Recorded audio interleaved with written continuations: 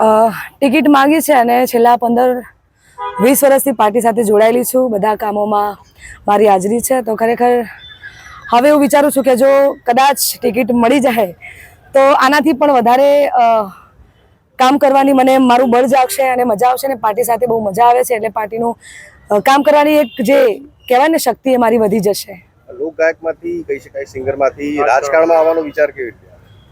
હવે આટલા 15-20 વર્ષથી જોડાયેલી છું એટલે જાગ્યું છે કે ના, કામ કરવાની વધારે મજા આવે છે બીજેપી સરકાર સાથે. તો વધારે શક્તિ જાગી છે કે હવે હું કંઈક પણ કામ કરું પાર્ટી માટે. કડી માટે એવું શું વિચાર્યું છે કે જેને લઈને તમને ટિકિટ મળે અને ટિકિટ મળે તો કામ કરો? સેવા કરવા અને લોકોની સેવા કરવાનો એક આ મોકો મળ્યો છે. તો જો કે સેવા તો હું બીજેપી પાર્ટી મારા કલાકારની શ્રેણીમાં કરું જ છું, પણ તોય બી આ એક મોકો મળ્યો છે તો આનાથી પણ વધારે સેવા કરવાની શક્તિ જાગી છે. તો હું પણ એ પણ અપનાવી લીધી.